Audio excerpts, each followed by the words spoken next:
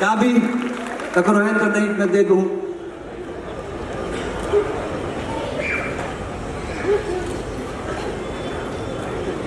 आप सभी को प्रणाम करता हूँ। किसी की न हो तो समिति वाले संकल्प करके हमको दान कर देंगे, मैं लेके चला जाऊंगा। बनारस से आपके बीच में आया हूँ, तमाम बड़े लोग उपस्थित हैं। बहुत कम समय में बहुत जल्दी आपको सुना के आपके बीच से अंतर ध्यान हो जाऊंगा। बस हल्के में मत लीजिएगा। हम बनारस वाले जब बटन दबाते हैं तो चाय बेचने वाले को भी प्रधानमंत्री बना देते हैं। हम बहुत बढ़िया कवि हैं, बहुत टॉप क्लास के कवि हैं। बहुत आपको आनंद आएगा, इसकी पूरी गारंटी है। हमारे खानदान में आज तक कोई बेवकूफ पैदा नहीं हुआ, किसी ने नौकरी नहीं की और कोई भूखों नहीं मरा। जितने मरे सब खाके मरे। आप सुनिए, आपको बहुत आनंद आएगा। हम शुरू होते हैं, हम आप आनंद आएगा तो बजाइएगा। ये दिल्ली, बम्बई, जयपुर ये किसी काम नहीं आएगा, लेकिन जब भी आप बनारस घाट किनारे आइएगा हम हमेशा आपके काम आएंगे। इसलिए हमारे आपको पूरी तालियों के साथ सुनना है। जितना जल्दी आप सुन लेंगे हम उतना जल्दी बैठ जाएंगे। हम अपने खानदान के विषय में सुनाते हैं। हाँ, हम अपने खानदान के विषय में सुनाते हैं। बीच बीच में मैं कहूँगा कि मैं बड़ा कवि हूँ, बहुत बढ़िया कवि हूँ, बहुत टॉप क्लास का कवि हूँ। ऐसा कहना पड़ता है क्योंकि भारत वो देश है जहाँ दीवारों पे लिख के बताया जाता है, दीवारों पे लिखना मना है।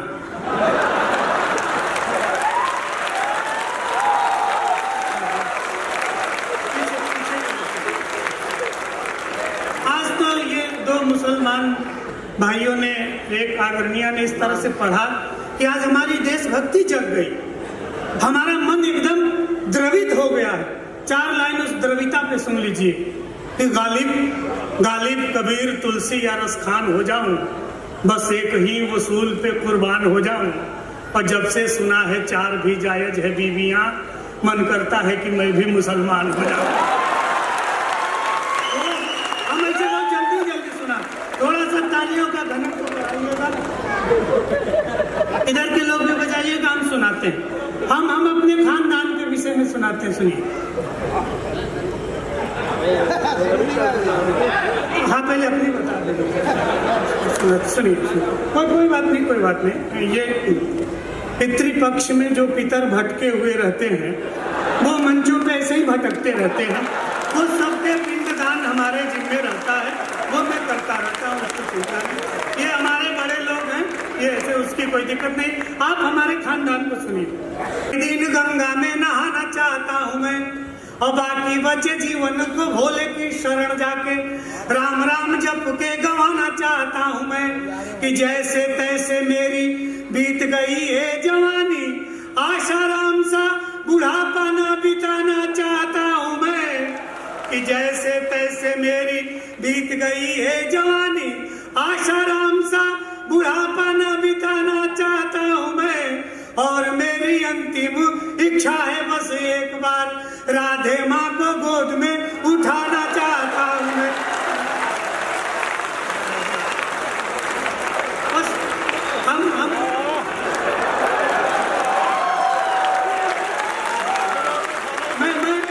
मैं ऐसे ही धार्मिक, ऐसे ही निर्गुण भक्ति भाव से युक्त रचनाएं आपको सुनाऊंगा। बस आप इधर से भी थोड़ा जागृत हो जाइए। हमको भी बड़े महान बड़े कवियों तक पहुंचना है, बड़े लोगों तक पहुंचना है। सुनिएगा, बस आपका भरोसा चाहिए। ये आपकी तालियां हम कवियों के लिए पोलियो ड्रॉप का काम करती हैं।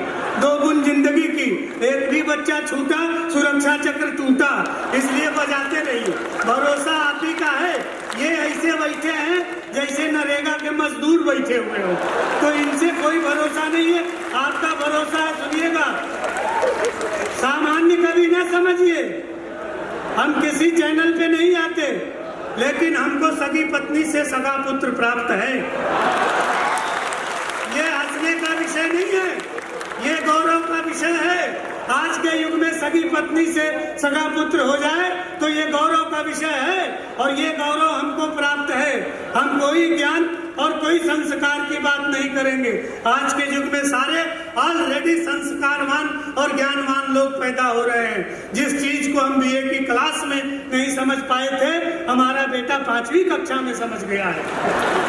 आके कहा, कॉन्वेंट में पढ़ता है, आके कहा पापा हमारी क्लास की मैडम बहुत कंटाप है, एकदम खूबसूरत है, बहुत ब्यूटीफुल है। हमने कहा चुप, संस्कार सीखो, अध्यापिकाएं माँ समान होती हैं। कहा आप चुप रहिए, हमेशा अपने जुगाड़ में रहते हैं, हमारे विषय में सोचते नहीं। यहाँ तक बच्चे चले गए।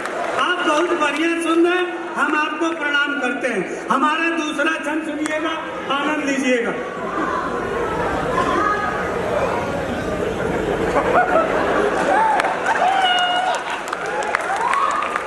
तो कोई दिक्कत नहीं है, हम पंडित आदमी, ये शाश्वत यज्ञ है, श्री राम प्रभु के चरणों में हो रहा है और आप सब यज्ञ में उपस्थित हुए हैं। जहाँ भी अनादिकाल से यज्ञ होता है, बीच बीच में एक आध निशाचर आ ही जाते हैं, तो उसकी कोई चिंता नहीं कीजिए, आप उसको सुनिए आनंद के साथ। बाबूजी की स्थिति सुनिए। हमारे बनारस में शास्त्रोक्ति है एक मंगलम मरणम यत्र, जहां का मृत्यु भी मंगल माना जाता है।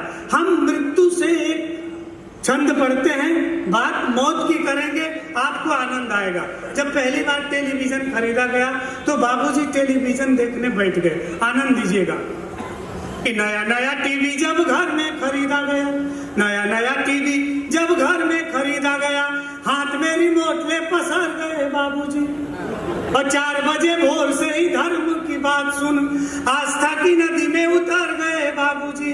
कि वसन विहीन तन तरुणी को देख देख केश रंगवा कर संवर गए बाबूजी। टीवी भी टीवी देखने की चक्कर में ब्लड प्रेशर बढ़ा तो गुजर गए बाबूजी। सापेक्ष दृष्टि रखिए, जिंदगी में आनंद ही आनंद है। हमेशा सकारात्मक सोचिए। लाभ हान जीवन मरण जस अपजस विधि हाथ, ये सब विधाता के हाथ में है, आपके हमारे करने से कुछ नहीं होता। इसलिए सकारात्मक दृष्टि रखिए। सौंदर्य बोध नाले में भी है, बस दृष्टि सुअर की चाहिए।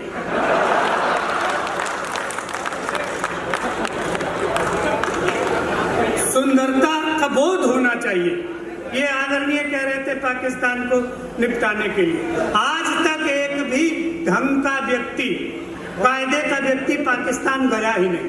कायदे का आदमी चला गया होता, पापा के योग का ही चेला बन जाएगा। एक भी आतंकवादी को फुर्सत नहीं मिलती कि वो बम बनाए, सब अनुलोम विलोम में फंसे रहते। सकारात्मक सोच रखिए, सारी समस्याओं का समाधान है। कि बाबा रामदेव यदि पाक में चले गए तो पूरा पाक योग का ही चेला बन जाएगा। अटल बिहारी ब्रह्मचारी जी चले गए तो बेगमों के लिए तो झमेला बन जाएगा। कि अटल बिहारी ब्रह्मचारी जी चले गए तो बेगमों के लिए तो झमेला बन जाएगा। कि माया सी कुमारी सुकुमारी जो चली गई तो पूरा पाक विश्व में अकेला बन जाएगा। और लालू जी के संग यदि राबड़ी गई तो इस्लामाबाद भैंस का तबेला बन जाएगा। हमको पिछले दिनों अमेरिका जाने के लिए वीजा नहीं मिला, हमको हंसी आ गई। काउंसलर मैम ने कहा कि हमने तुम्हारा वीजा कैंसिल किया है, तुम हंस क्यों रहे हो? हमने कहा मैडम, जिसका एक बार वीजा कैंसिल होता है वो भारत का प्रधानमंत्री जरूर बनता है। सोच में जिंदगी का आनंद है। सारी गुंडाई के मूल में अमेरिका फंसा है। हमने कहा बेटा चाहे जिससे उलझ लो, भारत के तरफ तुम्हारी दृष्टि आती है तो तुम्हारी दवाई हमारे पास है। सुनिएगा, आनंद लीजिएगा। तालियां आपकी थोड़ी सी कमजोर हो रही है। हम बहुत बढ़िया कवि हैं, बहुत टॉप क्लास के कवि हैं। थोड़ा सब लोग जोरदार बना दीजिए, फिर सुनाते हैं। आभार आपका बहुत बहुत। कि बेटा अमेरिका तुम हमसे उलझ कर जीत जाओगे, ये तेरे मन का भरम है। और सैन्य शिविरों के लिए जितना बजट तेरा, उतने के साधु यहाँ पी जाते चिलम है।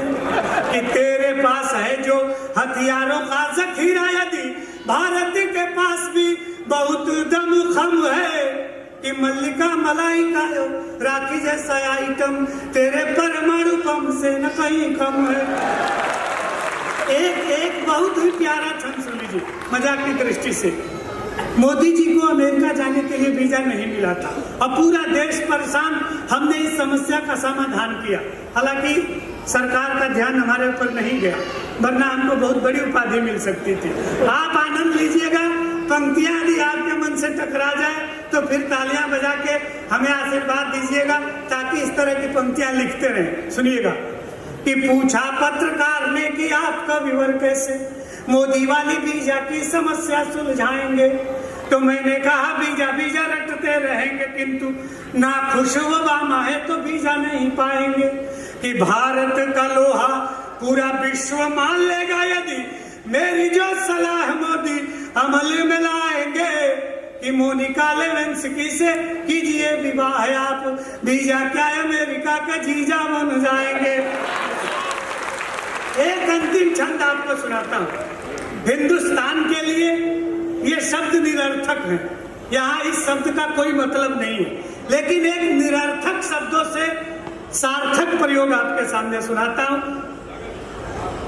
पूरे भारत को ये लगा कि प्रधानमंत्री जी के सुनीतियों के चलते, विदेशी दबाव के चलते डोकलाम छोड़ करके चीन भाग गया, लेकिन ये भ्रम है। चीन भागा था हमारे इस छंद से। हम आपको सुनाते हैं, और पहली बार ये आपके श्री राम प्रभु के दरबार में, और ये आप रायपुर में पहली बार मैं इसे बोहनी शुरू कर रहा हूँ। पंडित की बोहनी खराब ना होनी चाहिए, छंद चाहे कितना हो खराब हो। हाँ,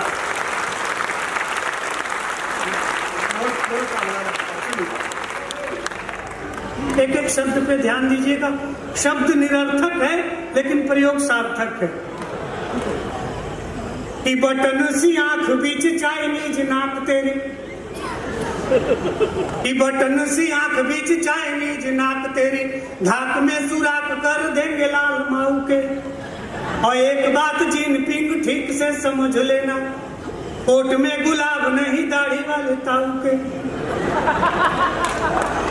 और जब समझ में आए तब ताली बजाइए। देखिए हम बहुत पढ़े लिखे हैं, हालांकि हमारे खानदान में हमको छोड़ के दूसरा कोई स्कूल गया नहीं। वो इसलिए नहीं गए कि शिक्षा सबका हक है और हम सबका हक मारना नहीं चाहते थे, इसलिए कोई नहीं गया। आप सुनिए कि एक बात जिनपिंग ठीक से समझ लेना, कोट में गुलाब नहीं दाढ़ी वाले ताऊ के।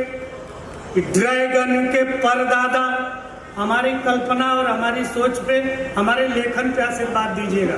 कि ड्रैगन के परदादा कालिया के फन पर कथक किए थे लघु भ्राता बलदाऊ के। तो कान खोल सुन लेना, बाप ही लगेंगे हम, इजिंगी बिजिंग क्लिंग चिंग चांग चाऊ।